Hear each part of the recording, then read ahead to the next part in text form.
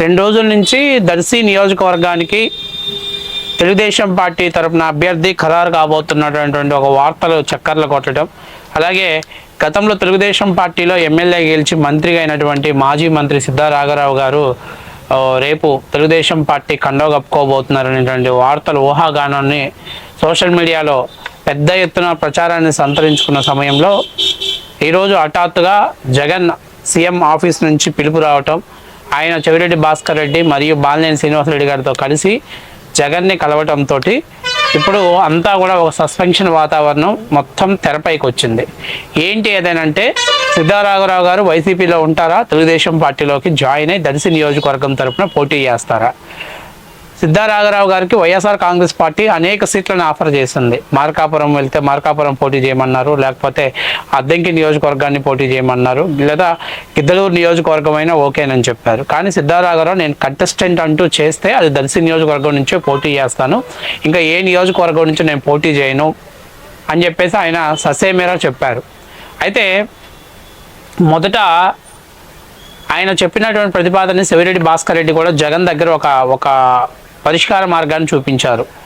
అది ఏంటి అని అంటే సిద్ధా రాఘవరావు గారిని దర్శి నియోజకవర్గం నుంచి వైసీపీ అభ్యర్థిగా ప్రకటించేసి మరొక సీట్కి బూచేపల్లి శివప్రసాద్ రెడ్డిని మారుద్దాం అనుకున్నప్పుడు బూచేపల్లి శివప్రసాద్ రెడ్డి నుంచి కూడా సేమ్ ఇదే వచ్చేసింది. నేను కంటెస్టెంట్ అని చేస్తే అది దర్శి నియోజకవర్గం నుంచే పోటీ చేస్తాను, ఇంకొక నియోజకవర్గానికి నేను పోటీ చేయడానికి ససేమేరో నాకు ఇష్టం లేదని క్లియర్ కట్గా ఆయన చెప్పేశారు, ఖరాఖండిగా చెప్పేశారు పార్టీకి. అంతేకాకుండా దర్శి నియోజకవర్గంలో ఒక సర్వేలో ఏం వెళ్ళిందంటే 2019లో మద్దిశెట్టి వేణుగోపాల్ని తీసుకోవటం ద్వారా వైఎస్ఆర్సీపీ శ్రేణులు ఇబ్బంది పడ్డారు, కాబట్టి ఈసారి మాకెవరైనా వచ్చేవాళ్ళు మాకు సామాజిక వర్గ పరంగా ఉన్నటువంటి బూచేపల్లి సుప్రసాద్ రెడ్డి అయితే మాకు అనుకూలంగా ఉంటాడు, ఆయన తప్ప నుంచి మిగిలిన ఎవరినైనా పంపించినా కూడా మేము వాళ్ళకి సహకరించము అని చెప్పేసి క్లియర్గా వాళ్ళకి ఒక సర్వేలో కూడా క్లియర్గా వెళ్ళటంతో ఇక తప్పనిసరి పరిస్థితుల్లో బూచేపల్లి సుప్రసాద్ రెడ్డి గారు, ఎందుకంటే ఒకవేళ బూచేపల్లి గారి ఊపు చూస్తే ఒకవేళ ఇక్కడ కానీ టికెట్ ఇవ్వకపోతే ఇండిపెండెంట్ అభ్యర్థికైనా బరిలో దిగుతాను, లేదా కాంగ్రెస్ పార్టీ తరపు నుంచి పోటీ చేసైనా బరిలో దిగాలి అనే ఉద్దేశం. అంటే ఎన్నికలు సమీపించే వేళకి ఉన్నటువంటి ఆలోచనలు, నేను ఇదేది ఊహించింది కాదు, అది వాస్తవ విషయం. ఒకవేళ ఇవ్వకపోతే మాత్రం చేసేది అదే ఖచ్చితంగా అనేటువంటి ఎందుకంటే 2024లో దర్శి నియోజకవర్గం తరపున బూచేపల్లి సుప్రసాద్ రెడ్డి పోటీ చేయాలి అనేటువంటి ఒక గట్టి స్ట్రాంగ్ నిర్ణయం తీసుకున్నారు వాళ్ళు.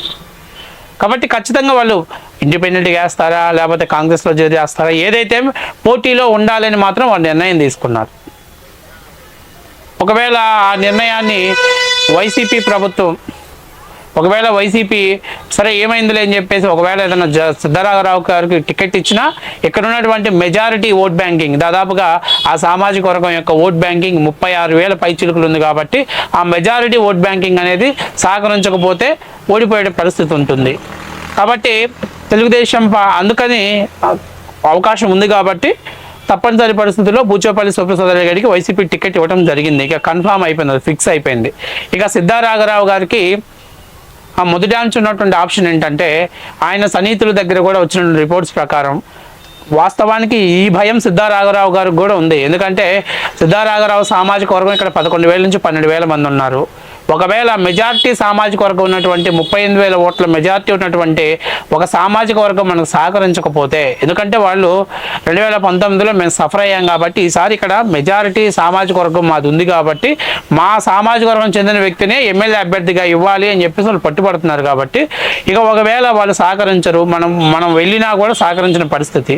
దానికంటే ఉత్తమమైన పని ఏంటంటే టీడీపీలో బలమైనటువంటి అభ్యర్థి ఎవరు లేరు కాబట్టి అక్కడికి వెళ్ళడం నాకు సేఫ్ జోన్ అని చెప్పేసి సిద్ధా రాఘవరావు నిర్ణయించుకున్న సమయంలో వార్తలు తనకు అనుకూలమైన వ్యక్తుల ద్వారా కూడా అది ఒక హైప్ని క్రియేట్ చేసుకోవడంలో ఆయన విజయం సాధించాడు.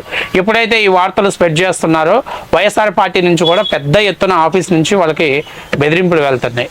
ఏంటి అసలు సిద్ధా రాఘవరావుకి సిద్ధా రాఘవరావు ఎందుకు మదన పడుతున్నాడంటే సిద్ధా రాఘవరావు గారు ప్రధానంగా ఒకటి వాళ్ళ కుటుంబ సభ్యులు కానీ వాళ్ళ బంధువులు కానీ వాళ్ళు మొత్తం చేస్తున్నటువంటి ఏకైక బిజినెస్ ఒకటి గ్రానైట్ వ్యాపారం. ఇది తప్ప నుంచి ఇంకొకటి ఏం లేదు వాళ్ళకి, రియల్ ఎస్టేట్ కానీ ఇంకోటి కానీ ఏమి లేదు. 2024లో కర్మగాలి ఒకవేళ ఏదైనా వైసీపీ ప్రభుత్వం వస్తే మా పరిస్థితి ఏంటి, మా వ్యాపారాల పరిస్థితి ఏంటి? ఇప్పుడు పార్టీ మారిన వాళ్ళు ఏదో ఒక కారణం చేత మళ్ళీ వైసీపీలో జాయిన్ అవుతారు. ఎందుకంటే మాగంటి వాళ్ళు అంటే సామాజిక వర్గ సమీకరణలో ఇంకోటో దాని కింద చిన్నగా జాయిన్ అయ్యేటువంటి అవకాశం ఉంటుంది, దానికి ఏం ప్రాబ్లం ఉండదు.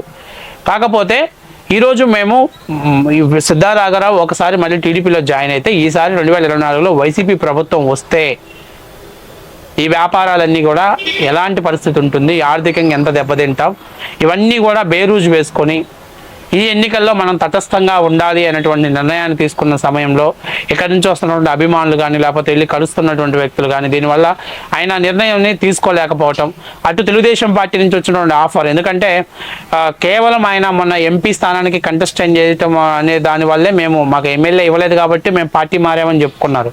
కానీ ఈరోజు తెలుగుదేశం పార్టీ ఎమ్మెల్యే టికెట్ ఇస్తానంటున్నప్పుడు తిరస్కరించలేని పరిస్థితుల్లో సిద్ధారాఘరావు ఉన్నాడు.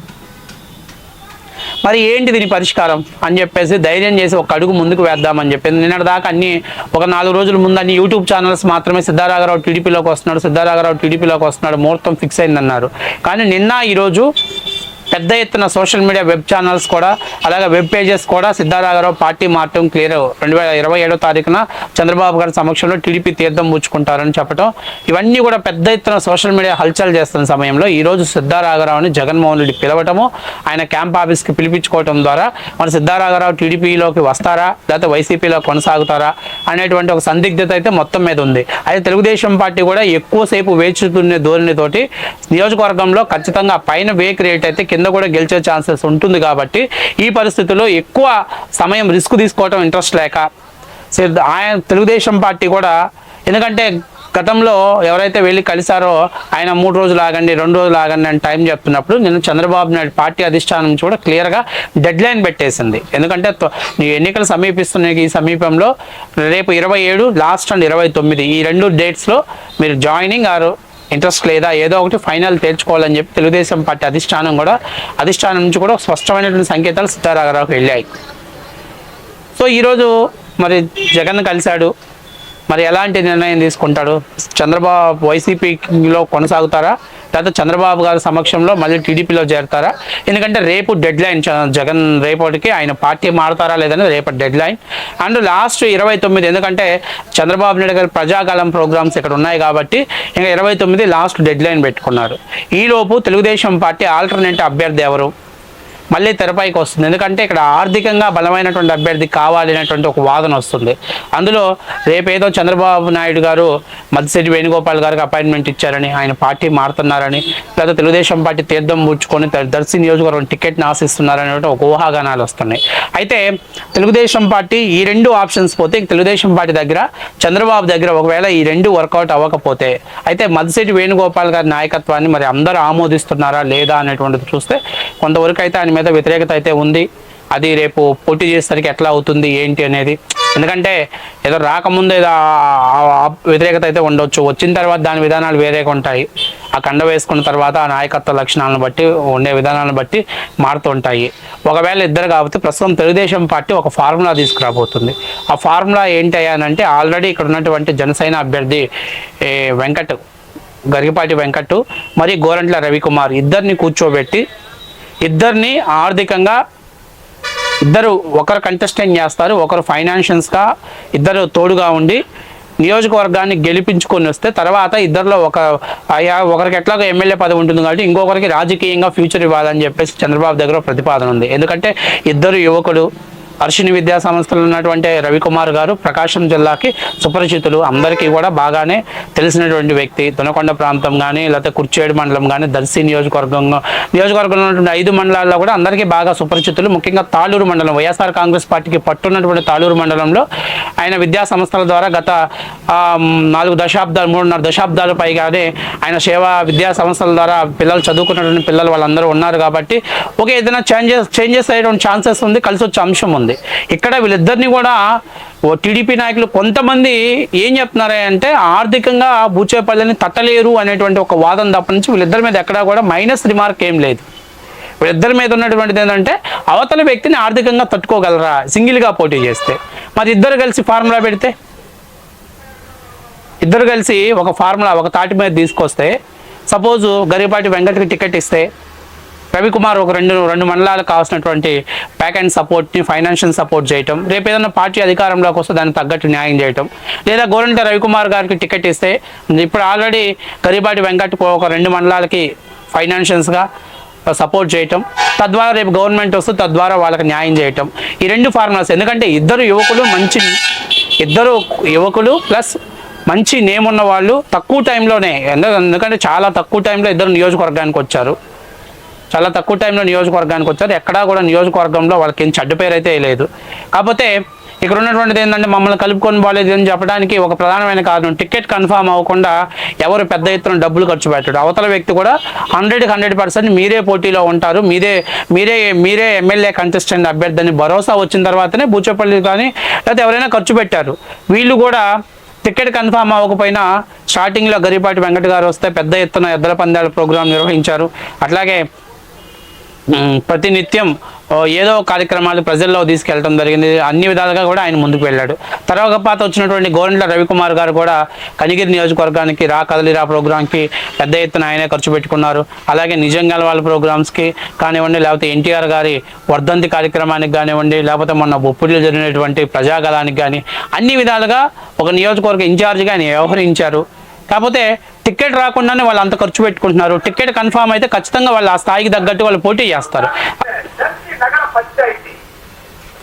సో అది ఎక్కడా కూడా వాళ్ళు తగ్గరు. వీళ్ళు ఎన్ని చెప్పుకున్నా అది ఎవరు తగ్గరు. సో చంద్రబాబు నాయుడు గారికి ఈ 2 ఆప్షన్స్ కంటే కూడా ఇది బెటర్ ఆప్షన్గా ఉంటుంది. కాకపోతే ఇక్కడ తెలుసుకోవాల్సింది ఏంటంటే కార్యకర్తలంతా కూడా సంసిద్ధమై ఉన్నారు. కొంతమంది నాయకులు ఏంటంటే ఏదో కొంచెం ఫైనాన్షియల్స్గా వీళ్ళు తగ్గుతారేమో అనే ఉద్దేశంతో కొంత సపోర్ట్ అనేది ఫైనాన్షియల్స్గా అతను ఢీ కొట్టలేరేమనేటువంటి భయం తప్పనిచ్చి అన్ని విధాలుగా కూడా ఎక్కడా కూడా వీళ్ళ మీద వ్యతిరేకత లేదు. సో ప్రస్తుతం ఉన్న పరిస్థితుల్లో సిద్ధారాఘరావు గారు రేపు వస్తారా రారా అనేది రేపే ఫైనల్ డెడ్లైన్. తెలుగుదేశం పార్టీలోకి వస్తారా రారా, లేకపోతే ఇంకొక 2 రోజులు 29 ప్రజాగలం లాస్ట్. ఇక 30వ తారీఖు నియోజకవర్గంలో అన్ని సీట్లు సర్దుబాట్లు, టీడీపీ, తెలుగుదేశం పార్టీ, బీజేపీ ఏవైతే ఇచ్చారో అన్ని సీట్లను కూడా సర్దుబాట్లు చేసుకొని అన్ని అభ్యర్థుల్ని 1-2 చోట్ల ఎక్కడైనా మార్చాల్సి ఉంటే వాళ్ళని మార్చేసి కూడా ఫైనల్ లిస్ట్ అనేది రిలీజ్ చేయడం జరుగుతుంది.